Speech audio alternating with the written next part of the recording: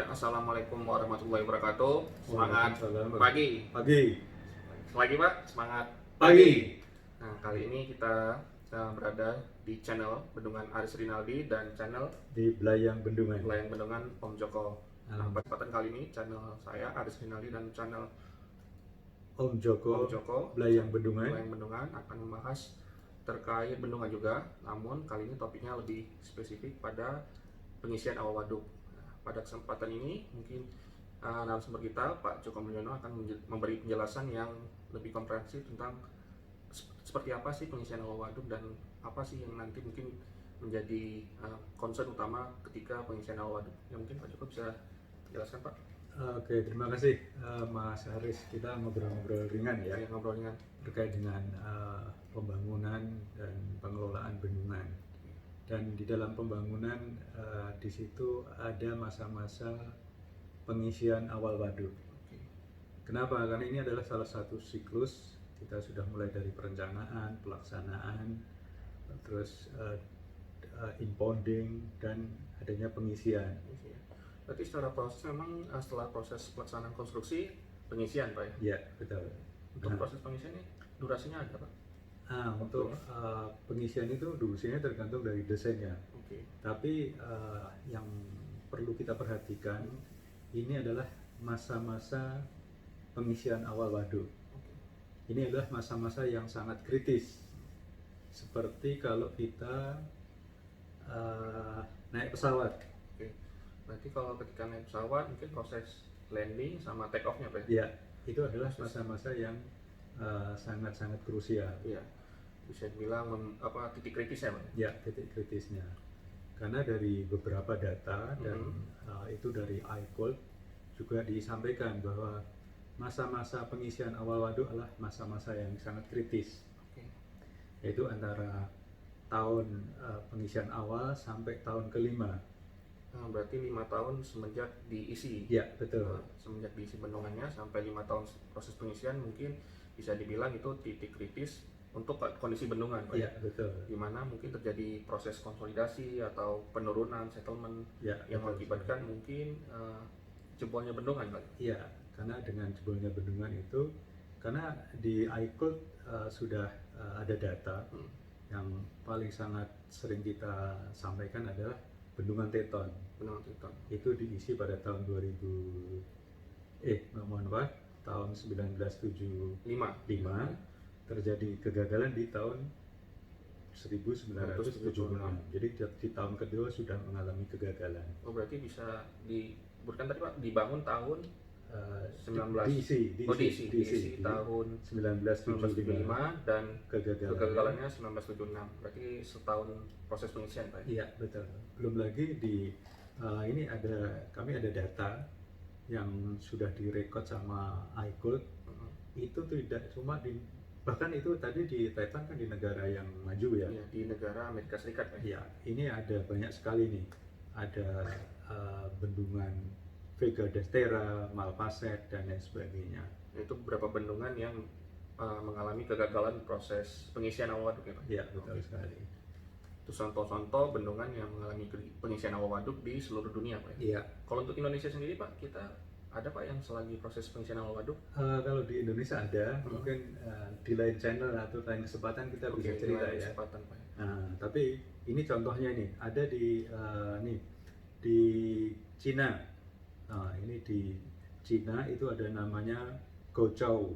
Dia juga gitu, diisi belum sampai 5 tahun juga terjadi resiko kegagalan. Jadi resiko kegagalan. Ya, nanti mungkin data-data ini Mas Aris juga bisa disampaikan di. Oke, mungkin nanti saya sampaikan slideshow-nya singkat atau grafik atau kurvanya buat menjadi perbandingan buat teman-teman di luar sana yang menyaksikan channel kita, channel Bendungan Aris Rinaldi dan channel Belayang Bendungan Om Joko, bahwa ada beberapa poin atau beberapa kasus yang terjadi di dunia ini, contoh-contoh bendungannya, mungkin ada grafiknya juga Pak ya? Iya. Biar pemerhati atau yang menyaksikan video ini bisa lebih jelas istilahnya, komprehensif menyaksikan apa yang menjadi diskusi santai kita kali ini. Termasuk ini Mas, tipe bendungannya, bahkan jumlah nyawa yang harus mendahului kita. Untuk tipe bendungan umumnya yang kegagalan di tipe bendungan apakah homogen atau urutan? Ini agak beragam, Oh, tapi beragam. memang beragam. Tapi homogen juga salah satu dominan juga. Dominan pada kasus kegagalan Iya betul sekali. struktur, Pak ya? Iya betul, kegagalan struktur. Jadi memang kalau bisa saya tambahkan bahwa ketika selesai proses pelaksanaan konstruksi, bendungan itu kan masih kosong, Pak ya. Bebannya itu masih beban struktur. Iya. Ketika diisi tambah beban air, dan mungkin ini yang berpengaruh sangat besar, mungkin gelombang atau beban airnya itu sendiri, dan tanahnya itu pada kondisi ya belum terlalu jenuh, Pak ya. Iya, Karena betul sebelumnya strukturnya ya kita bilang saja lah bendungan homogen atau bendungan batu, Pak ya, CPRD. Secara struktur oke, bisa dibilang kuat secara visual, Pak ya. Tapi ketika diisi air tentu kan ada beban air, beban gelombang. Nah itu yang mengisi celah-celah mungkin, Pak ya. Iya, betul Celah-celah sekali. tanah di sekitar bendungan ataupun struktur bendungan, sehingga jika tidak dilakukan istilahnya dari desain atau pelaksanaan konstruksinya yang sesuai dengan kaidah-kaidah perencanaan teknis bendungan, mungkin bisa berpotensi, Pak ya, Iya, kegagalan. betul sekali. Dan ini tadi kan kalau di secara grafik kan di tahun tahun kelima sudah masa-masa kritis. Setelah itu kalau di grafik nanti seperti U, tapi U-nya memanjang gitu. Oke. Nah, di dalam perjalanan pada saat usia-usia tua terjadi kegagalan juga akan muncul. Ya, nanti kita coba sarikan ya, Pak ya. Kita slide sewa aja di channel kita ini bentuk kurvanya seperti apa.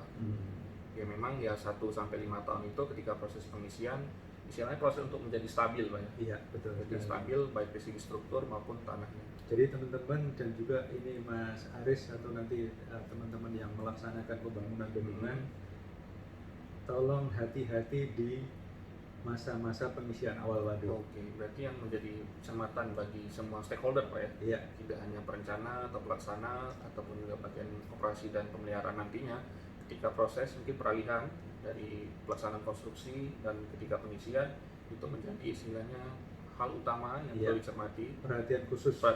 Menjadi perhatian khusus mulai dari 0 sampai 5 tahun ya, Pak. Iya, 0-5 tahun proses pengisian awal waduknya, karena disitulah proses bendungan itu mencari jati dirinya mungkin Iya, ya, Pak ya. betul Mencari sekali. jatinya apakah memang berlanjut berpuluh-puluh tahun yang akan datang, atau mungkin ada rembesan atau bisa jadi jebol, Pak ya, seperti bendungan iya Pluton. bisa juga ada juga overtopping, Iya, bisa ada juga sliding Ya. dan lain sebagainya. Tapi memang secara ketentuan di Indonesia, seingat saya menurut aturan itu, Pak, pengisian awal waduk itu ada batasannya 2 tahun semenjak dia diisi atau ketika spillway-nya overtopping, Pak ya. Iya, mana yang duluan? Mana yang duluan atau jadi istilahnya. Jadi apakah spillway-nya duluan overtopping atau 2 tahun semenjak pengisian. Ya, terus pada saat itu baru melakukan Ya, perizinan untuk izin operasi. izin operasi.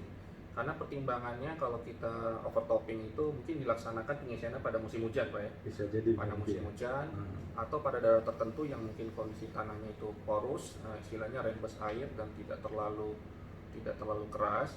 Mungkin butuh proses lama juga untuk sampai ke ketinggian spillway-nya, Pak. Iya, betul sekali. Tapi juga ini Pak Aris, di Indonesia kan banyak sekali bendungan-bendungan yang sudah usianya 50 tahun. Tahun ke atas. Nah, Jadi menurut sejak zaman grafik Belanda. juga demikian. Hati-hati dengan bendungan-bendungan yang sudah usianya seusia saya ya. Seusia Om Joko. Tapi kalau Om Joko masih muda kan gitu. Ya. Bisa kita tarik kesimpulan seperti apa ini, Pak, untuk ngobrol santai kita kali ini? Jadi kalau kita tarik kesimpulan buat kita bersama ya. Ya, buat kita bersama. Jadi kita harus lebih berhati-hati. Masa-masa kritis dalam pembangunan bendungan adalah di masa-masa pengisian awal waduk. Oke. Jadi itu adalah antara tahun ke-1, ke-2, ke-3 sampai tahun ke-5. Ya mungkin dari starting titik 0 menuju 1 tahunnya juga jadi perhatian juga, Pak. Iya, betul sekali. Jangan sampai kita perhatian dengan pembangunan yang lain, tapi tadi yang pengisian waduknya kita abaikan. Karena ini menurut tadi grafik maupun menurut grafik maupun menurut catatan dari ICOT Menurut catatan mungkin experience, Pak ya, atau tinjauan terhadap bendungan-bendungan yang ada di dunia, Pak. Iya, betul. Ya, berarti bisa dibilang Dan itu tidak cuma di negara-negara yang sedang berkembang di negara-negara maju. Maju juga seperti bendungan Tiuton tadi Pak. Iya, betul sekali. Berarti memang secara experience-nya bukan hanya istilahnya data yang tidak bertuan Pak ya.